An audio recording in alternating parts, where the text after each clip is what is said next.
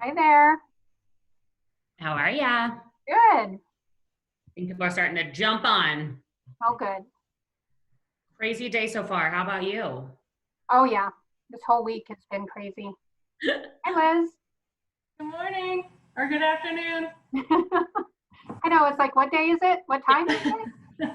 What month is it? Yeah. Like it's all blending together. That was yesterday too. I'm like, so yesterday Friday? What time? What day is going on? I really did think yesterday was Friday. Yeah, me too. You were just really hoping it was Friday. Hoping, exactly. Hi, Sunny. Hi.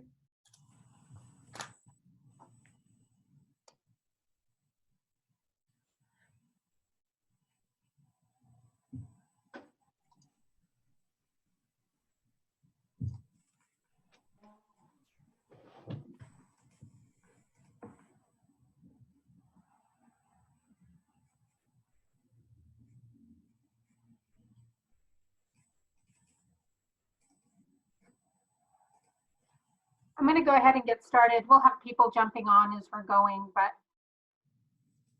we might have a lot of ground to cover today. So I've heard a lot lately about taking Mindshare. What have you guys heard? Have you heard that term a lot lately? No. No. With respect to what? With respect to approaching our business right now. So one of the words that Gary's been using a lot lately is take mind share right now so you can take market share later. And a lot of that is to do with there's a lot of states like we're just coming out of that we're on total lockdown. And so where we may not have been able to do as much business in the past, it's like, how do we stay in front of people or continue to add people to our database that maybe aren't doing anything right now, but we want to be in their head so that we're creating mind share. And so what I wanted to talk about today is how do we take mind share so that as things loosen up and business starts moving again, how we can turn that into taking market share. And I specifically wanted it to be around our teams and our roles. So I'll give you an example, and I'm sure you've seen a lot of things going on out there on social media, Zoom, etc. One of the teams I know, not in Colorado, they're doing graduation porch portraits. So they have a farm, and since the kids can't walk in their cap and gown, they're actually putting their cap and gowns on, going out on their porch, and they've hired a photographer to go through the community and take pictures of all these kids. And so they're getting in front of people they may not have been in front of before, and then they're also adding value to the people that they already have a relationship with. So those are the types of things I'm talking about. Like, how can we create those relationships in today's market so that we stay top of mind? And it's funny you mentioned that my daughter is a senior at Grandview High School. And they just this morning left a congratulations sign in front of the house for her. She was pretty excited. So, but that's an awesome idea. I love that one. And so I thought we could have some fun with it and talk about some fun things we can do. I do have some more serious side of all this that I want to talk about afterwards, but I don't want to take the fun out of the beginning of this and the creativity out of the beginning of this. So I thought we could all share ideas that we may have around it or things that we've been seeing. Well, personally, I think you've genuinely got more people that are online than ever have been before. So I think we're taking the approach of more personalized, actually sending snail mail market stats and keeping people up to date on, the fact that real estate is still moving. It's still, heavily, we still heavily have clients that need to buy and sell. I mean, it's just a fact of the matter, and it is an essential business. So we're getting not necessarily back to that because Dave's always been, more at sending out snail mails. But it seems like the market stats and the current situation is really helping draw people in and having them call. Yeah, they are more present for those phone calls. The care calls that they keep talking about, it's part of that Mindshare thing. So it's not calling up and asking for business, it's calling up and checking in on them and seeing what we can do to help. And if real estate comes up, great. If it doesn't, it's okay. Yeah, absolutely. That's what we've been doing on our end. I made a list for Justin, and he's literally calling every client, past and present, and just asking them how they're doing. And he's also following it up with personal notes that he's sending out. And he's not using our branded note cards, things like that. He's just making it very personal. Yeah, I think that's an amazing idea. I like that it comes from not the company, but from him personally. I think that's just such a great touch. Yeah. We have been really leveraging social media and email newsletters. So we've been doing a weekly newsletter. And one thing I heard this week that kind of helped me release a limiting belief is you can't actually, not can't, but it doesn't really work as well to gradually try to build your way into people's mind. You have to blast your way in. So that was a huge release for me because I am a very reserved person, and I would much rather try to build my way in. But what was being shared was that doesn't really work so well. And you really just have to blast your way in so that you kind of become, as they teach us in Bold, it's a 2-horse race with almost any product. So what are you doing to become one of those 2 horses when people think real estate? And your name being one of those 2 horses. So we've really been trying to leverage social media and email newsletters we did a coloring contest for Easter. We called it Spring, I think, just in case anyone doesn't celebrate Easter. And then we had a sponsor. We already had planned a tea for 2 giveaway with a local tea shop. And we had a sponsor for that to pay for the gift card. So we were able to still do that through social media, and just trying to do things that keep people engaged, sharing helpful information. I know we talked about it a lot at the beginning of COVID-19 with social media, making sure that you're sharing as much valuable content as possible, whether it be one of your agents or someone you know or a vendor or whatever. Sharing like homeschooling tips. One of our agents used to be a teacher, so she shared some educational tips on how to be a resource for your kids now that they're home. Just doing little things like that. We had one of our agents doing workout videos. That's really where we've tried to focus because of cost. Just trying to make sure that we're keeping our margins, keeping our P&L where we want it. And just doing everything we can without cost as much as possible. So I think that's been our biggest thing. I love that. On your newsletters, since they're going out weekly, what does your content look like? It's usually market info if we have anything that we really want to highlight, just to kind of keep people aware that the market is moving. People are still selling homes. All the homes that are coming on are going under contract. I think several weeks in a row we had like the kind of in the negatives of listings versus under contract because things were going under before they actually became active. So we've just been sharing that information, and then we've leveraged some of our affiliates, our vendors, with any information they want to share, like with our lenders. We've had a couple of them send us info or videos or something. So just kind of making sure that we're asking for help with content too has been a help, that it's not all on us, that we're sharing other people's information, whether it be from a title company, a lender, or whatever. I think we'll start seeing more of using our vendors that are more for home projects now that we're entering into the safer at home for most areas. And some of our like landscaping and other vendors like that are being able to come back into the market. So just kind of making sure that we're sharing something valuable or something fun in our newsletter, and just keeping people aware of what's going on. Because I think that's what people are really craving right now, is just information of what's actually going on. Yeah, I love that approach. I think that's just so, yeah. We're kind of taking a similar spin, not with a newsletter, but I just like how you're utilizing your vendors to get into it, and it's not costing you money. I think that's just so, yeah, fantastic. We are doing a business spotlight. So we had every agent last Friday share a local business and feature it. So on their social media on Instagram, again, they get to pick it. It wasn't ours. They could make it whatever they wanted.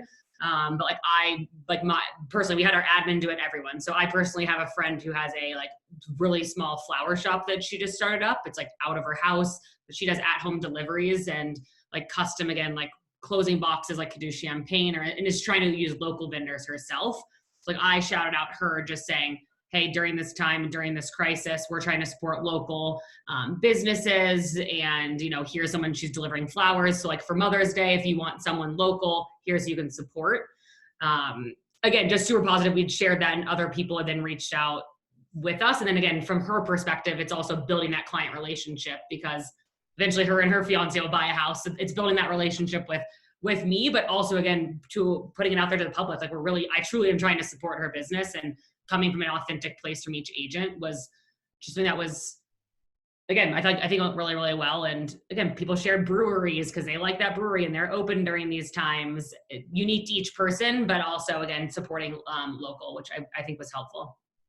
And how did you share that out on your each individual page? Yeah, so each person did, and we're gonna start doing them next week, kind of resharing them on the Bardic Group page. So each agent needed to share it on their Instagram and Facebook, and then we're gonna now kind of start resharing those as well. So that day we probably reposted about 2 of them on our personal on the Bardic Group page, but then we also are going to kind of like do those come through the next few weeks as well to repost and make sure they get traction for the team.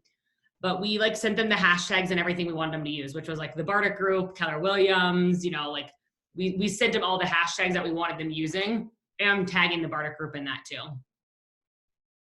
So it wasn't coming directly from the Bardic Group, but was coming from like our agents. So it wasn't like we had to go, really like above and beyond or feel like we were posting out like an obnoxious amount and just choosing one vendor. So that was, I think, helpful.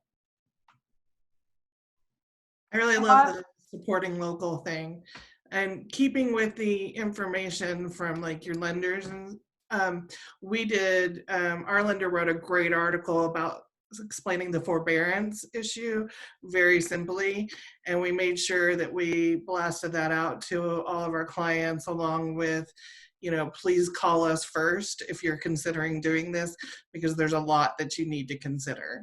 And we really wanted to protect our clients from that, and then kind of the people who might be considering refinancing as well, so they understand it's not free money. Yeah.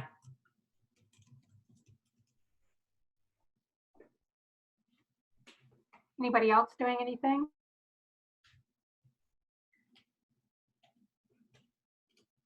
I also wanted to share something I learned this week on a different webinar that I think we will start doing as a team, is shifting from care calls to consultation calls. So calling people and saying, over the past 5 years, we've seen X amount percent appreciation in our market. You may have about this much equity built up in your home since you've been there this many years. Are you in need of that right now, or do you have a plan for that in the near future? And just kind of checking in with how they're using their equity and if they have a plan, because they may be looking to start investing in this market. That's really cool. I like that a lot. And they may not know what their equity is, so that is good. And we've done that too, and had conversations around, even with past clients, even in the past 1 year, 1 or 2 years for some of like our I think newer agents is doing, yeah, kind of that, but like sending a CMA of like, hey, just so you're fully aware, like here's where your property value stands. So like kind of provide them comfort during the time, but also again say, yeah, are you looking to maybe go and invest that? So I like you turning it into an equity conversation. I think that's just a really beneficial piece for the clients. That's something I'll definitely take away. Yeah, and the script that I heard, I'm not going to get this exactly right, but it was something along the lines of, hey, I'm just calling with some good news in a time where it's hard to find good news. We've been watching the market and we've seen this much appreciation over the last 5 years. And we wanted to let you know that you may have around this much in your home. And then that question of, do you have a plan for using that equity? Are you in need of that right now? Or do you have a plan for how you're going to use that? And then exactly what you said, just having that consultation with them, making sure they know what their options are with that equity. And maybe they sit on it for a while longer. Maybe they do nothing. Maybe they need to refinance. Maybe they think, okay, yeah, I should move right now. Yeah, that's great. Also, I did take away your last time when we talked, you had pitched like a internal like scavenger hunt or virtual scavenger hunt. Yeah. And we took that and did that with our team with some random questions, and it was like the most massive hit that we've had. Like we had so much more attendance than past things, like how you just said it was a pop-up. So we had like, it just turned into like this hysterical event of even, people wanted to add their own items to go and find. Like, I don't know why, but people then went and like, they had to find an egg, and it was like, I gave them like rhymes to try to find stuff. So I love that idea. Thank you for that. We did it, and it was like really, really, really successful. Our agents absolutely loved it. That's awesome. So thanks for that. So how could you take that idea and run a client event with it? Yeah, we kind of need to figure, something with the clients to do. It got it got weird. Like people like decided to like eat a raw egg at one point. Like I don't know why, because they had to find an egg. Like that was a little disgusting. But again, agents they wanted something to do during the time. So whatever floats your boat. So yeah, we're trying to find ways to incorporate the clients in there. But it was kind of just to repost it and share it out as well. Like we posted, like we had a fun virtual happy hour. Again, just trying to show like we're being innovative and we're still all connecting and here for each other. One thing our success team has been talking about is exactly that question, Paula. How do we extend this kind of thing to our clients? How do we make this something for them? And how do we have our client events now that it's really unlikely that we'll get to see them in person anytime soon in a large group? So we've been thinking of having maybe starting some kind of family game night, whether it be weekly, monthly, every couple months, whatever the case may be, and just having one of our agents or success team members host that family game night with a theme. So maybe it's charades one night, maybe it's the scavenger hunt. There's something called Jackbox that is kind of like an arcade thing.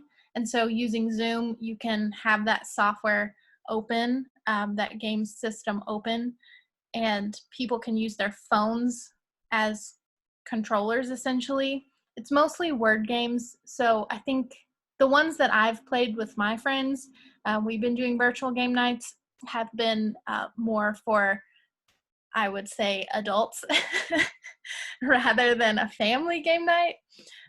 But we've just been kind of tossing around those ideas of how can we still do something fun with our clients. And I think you can even do, one idea I heard that would be an in-person client event was an ice cream social, where you just let the ice cream place know what you're going to be doing, and you settle up at the end of the night so that it's whoever comes, then you pay for their ice cream. So I'm thinking we could easily do an ice cream social over Zoom. Most people buy ice cream anyway, or frozen yogurt or whatever. Then you don't have to worry about their own flavor. Maybe you have a banana split tutorial or something, and you tell everyone what materials they need. But just kind of keeping it fun like that, doing some kind of craft or activity, or those little games that you can do like charades or scavenger hunt. Yeah, I like those ideas. one of the ones I heard of, and they were calling it a scavenger hunt, but I don't know that I would call it a scavenger hunt. So every night for a week, they had an activity that the family would do together. So the one activity that sticks in my head was you had to draw your favorite Disney character, and then you had to dress up like that character, and then you had to take a picture of it and post the picture on their page. And so that created a fun activity. And then after the week was done, everybody who participated was put in a drawing and could win a gift certificate. Yeah, we did and I think we did, even with an office happy hour, we did we did Pictionary, you just pick out random teams, which was really interesting. And is you pick random teams, so people don't know each other. Again, it's hard to do with tons of people. I mean, there were over 20 people on it. And then there's a way that you can share your screen and draw with your mouse, and then your team has to obviously guess what it is. So that was interesting. And then we did a bingo as well. And the bingo was pretty hilarious. It was, again, quarantine related. It was an online website that was sent to us, that then you could, again, record your bingo from there. So that was really fun as well. Paula, when you said doing a social media contest, that reminded me, I was on a training and heard Mike Hicks, the Anderson group, the Hicks Anderson group, they have been doing, they created their whole Facebook group for their region of the state, and have been doing contests like that, where they're saying, pick your favorite product in your house and do a commercial for it and post it, or doing the dress up thing, like you said, or make a music video of your favorite song and doing contests like that. So I think that's a great idea. Yeah, that's a lot of fun, because those super outgoing people love putting it together, and those of us who aren't that outgoing love watching the people who put it together.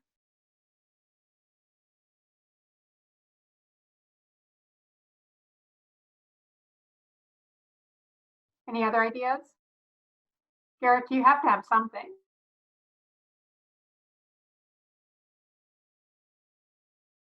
Sorry, I'm on the other line. I'll be right back.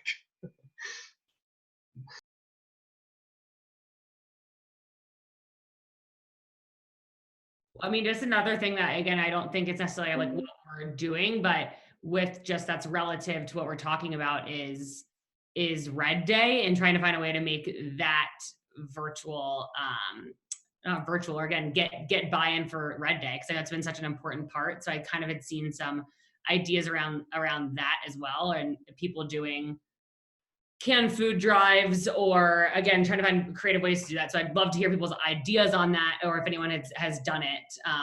I know I had posted out I have a friend who's a teacher, and I think this could go along with kind of what Emily was saying about trying to promote them, but she was trying, again, a lot of her schools, she's at different public schools, a lot of her students are, again, from really poor families who didn't have meals, unless they were at the school meals. So she took it upon herself to get groceries for these families and help some of these families who couldn't even pay their rent. So just by collecting donations, as simple as Venmo, she was going to Costco and just trying to provide for them. So I had posted it out just, again, hey, if anyone can contribute literally $5, can help substantially. That's more than, a bag of pasta, which is family, dinner for a night.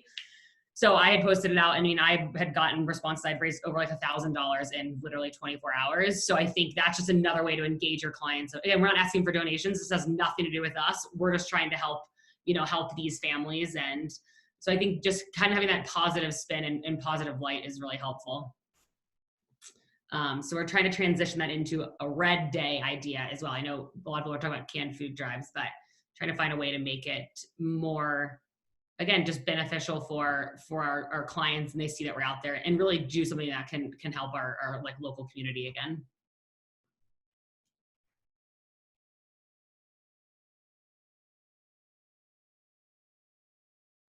Has anybody figured out what they're doing for Red Day, or have any of the market centers figured out what they're doing?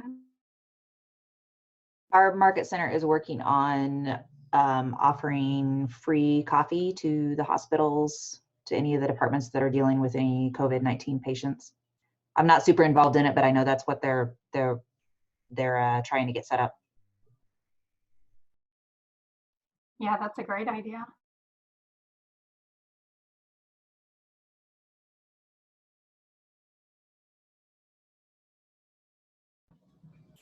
So I'm at the same market center as Tammy and Sunny. And with that coffee that we're doing is we're trying to set up as well an opportunity for all the agents to kind of get together and do real quick little Loom videos or BombBomb videos saying thank you, saying whatever they want to the different medical professionals as to the services that they're providing. And then we're going to have somebody try and put those all together and then have it maybe on a tablet out by the coffee place to say, hey, this is us saying thank you. And just, you know, actually verbalizing instead of just saying, hey, thanks guys, here's a coupon, or go get yourself a coffee. It's actually having people scroll through and seeing their faces and saying thank you for the services that you're providing. So that way our agents feel that they have a chance to say thank you instead of, oh, on behalf of the market center, this is what we're going to do. So agents, you just either give some money in or do this or that or the other, but you're not going to see anything. So we're trying to get the engagement there, especially with the videos and hopefully with their families. For, you know, it's always nice when you see kids and puppies in videos and people say thank you. So that's kind of what we're trying to see if we can get together and put together some kind of video, maybe even some music to it, and just really say a great thank you to these professionals and let them see something other than just go and order a coffee on us. We appreciate it. It would be awesome if we could do something so big in the Front Range as Keller Williams agents that we hit the news.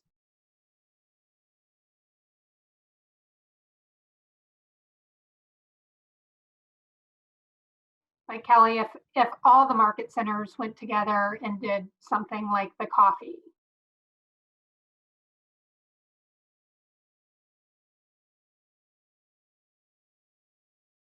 Who would we talk to about making that happen? MCAs? That is a really good question. Kelly, who would we talk to? Yeah, as the MCA for our market center, that's why I definitely coordinate that through. Obviously, the team leader would need to be involved, but you would want to pitch the idea to the MCA and let them take it to the team leader and see if they could try and go along with it. Just because the MCA is going to want to know the ins and outs, how to actually functionally make it work, other than say, that's a great idea, let's do that. And everybody stands there. So thanks for laughing, Sunny. I think you really understood that. That's our agents. You know, we have great ideas, and we want to try and make sure that we can bring them to life. So I would say reach out to the MCAs at each one of them. If you want to, I would also say coordinate with Lisa Ike, who's a regional operations manager. She would be able to get all the MCAs together as well and kind of see if there's something that they'd be willing or wanting to try and do all together, and maybe try and coordinate something of that nature. I think the whole entire Front Range would be awesome. Definitely if we could at least get, you know, the Denver metro area to combine together on one, and then the Colorado Springs to combine together on one, including the Pueblo and Fountain areas. That's what I would hopefully try and see, that we could try and group them together and kind of hit those communities as a one. We might not be able to hit the entire Front Range as a one, but at least hit the communities. Yeah, good point. And our news stations are more localized, as you just broke it up also. Yeah, but I mean, you know, where there's many hands, it makes light work. So if we could pull together everybody from these different ones and we get somebody who's really good at splicing together a video and we share it, you know, the same video with everyone, and it hits the news centers in Denver and hits the news centers here. If it's one video, great. I mean, we don't need to separate it up and make it super small, but I think logistically trying to get that stuff pulled together, I think we could do it, especially since we have a week to try and get it done, and just everybody kind of just bring in their videos. But that's where I'd start, is with Lisa, see what she thinks on it. Definitely if she can get Lucas behind it as something, he could sell it then to all the team leaders, and then just Lisa and the MCAs can functionally figure out how and whens and who is going to actually then splice video and what kind of content video they need it in, and then just locations that we're going to do it for. We're going to be voting to see, we're also going to take in some donations to see who would help just pay for some of the coffee out of our agents, but we're also going to vote and bring some of the KWP Cares, which is our local one. We're voting on to see if that money is going to be brought in as well, so that way we can not have the agents think this is something we're trying to do to tap their pockets. We want to tap their hearts.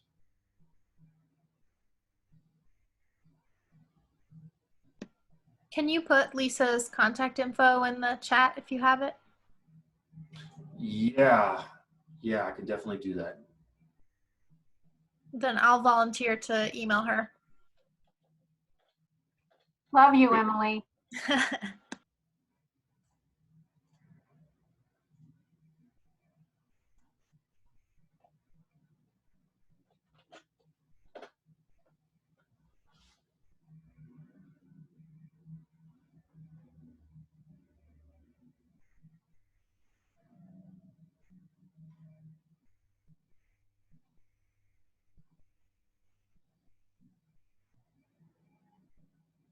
So does anybody, Emily, it'd probably be good to reference that it's Kelly Lewis out of the downtown Colorado Springs that is actually doing this, so she can reach out to me if she has any questions on how we're planning it, and then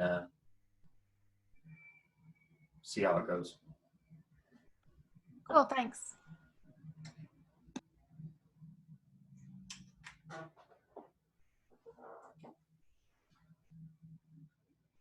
does anybody else have anything they'd like to share before I get into a little bit more serious conversation?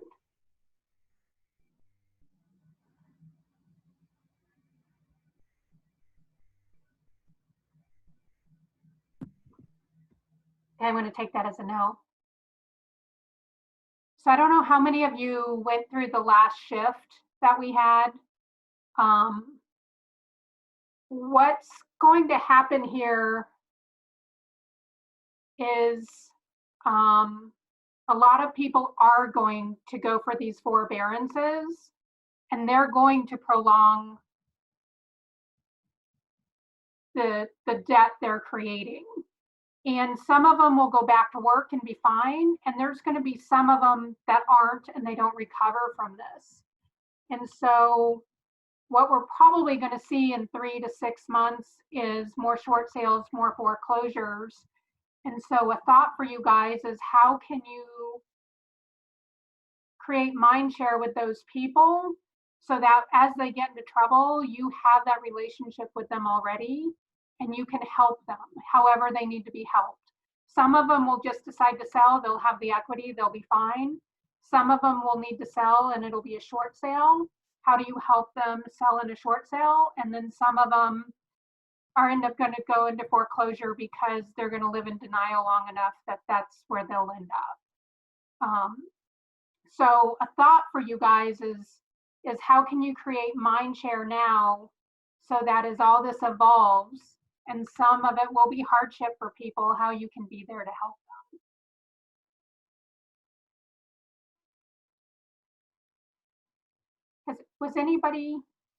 Did anybody go through the last shift that's on this call? I wasn't personally, but my agent did, so he does have experience with it. That was the point where he actually shifted to primarily military clients because they're a very solid base. And like I said before, we did mass that email out about the forbearance and refinancing. Just keeping it really short and simple to say, hey, please call us before you do anything, and hopefully getting in front of them before they get themselves into a situation they can't get out of. Because not all of the lenders are putting these at the end of the loan. Like you said, there's going to be balloon payments due, boom, as soon as this is over, and people are going to lose their houses. And just trying to put ourselves out there over and over again. If you have real estate questions, please call us. We want to be here to support you. But as far as a specific plan on short sales and foreclosures, we don't have one yet. Yeah. And my recommendation, if you're going to look at the two of them, look at short sales. Foreclosures are harder to get into because you need the relationships with the banks. If you can start creating those relationships now, that's great. It's going to be harder to get into once they start happening because you'll already have people who have those relationships.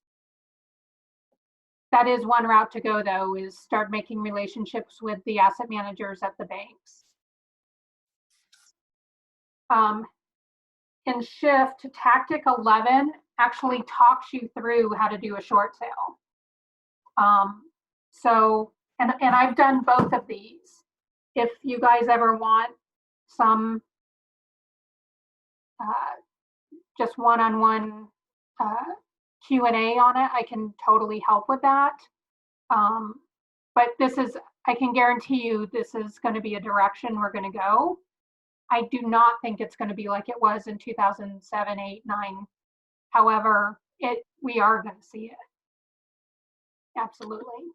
I think it would be good for the market centers to get out in front of it as well and start offering as much education as they can now for their agents on both of those things, so that the agents who didn't experience this before will have an idea of what they're doing. I know some of the agents in our market center that have had experience of the last time have been doing, we have a daily stand-up that they're doing, and people are leading that and offering information on what their experiences were the last time around. Yeah, that's huge. And there are still people out there doing short sales, so even talking to those people, even if sometimes you as a team don't want to do short sales, even creating that relationship, because you can always get referral fees as you hand those off. They're a lot of work, they're intense, they're not fun, and yet they're business. Yeah, the few foreclosures we've been involved in since I came on board have not been enjoyable. No, I was really happy when the market shifted to being a normal residential market. Did anybody have any questions around that or thoughts around any of that?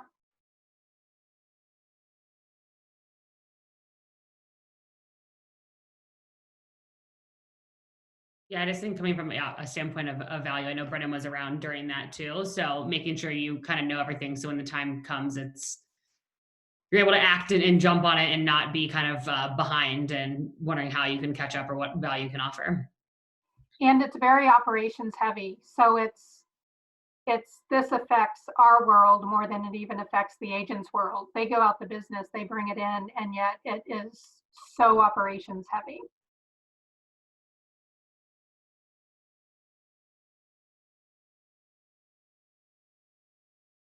And I just changed the total energy of this call.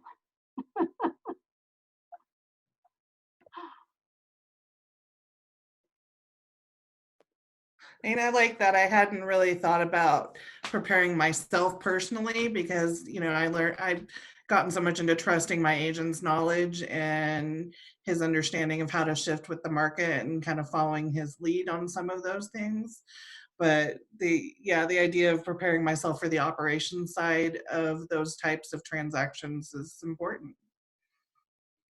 Yeah. And the more we can be prepared, the faster we can shift with our agents. So I suggest Tactic 11 and Shift. It really gives you a good overview of all of that. And again, I'm totally available if anybody wants to talk at any point to discuss any of it.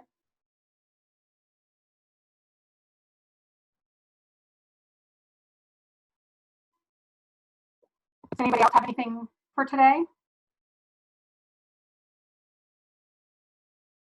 No, this was really useful to just get what everyone else is doing and their ideas. And it would be cool to see people come together for Red Day. Like, that was really, really beneficial to see what innovative ways people are taking.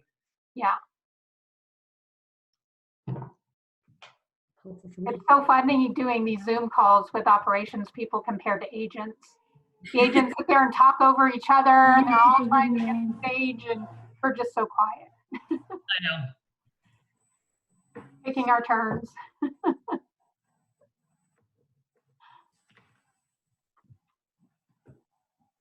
Well, if nobody has anything else, I think that'll do it for today. Thanks, Paula. This You're is like- welcome. Thank you. Thank you. We'll talk again in a month. If anybody has anything, let me know that they'd like to talk about. Thank you, Paula. You're welcome. Thank Bye. you. Have a great one.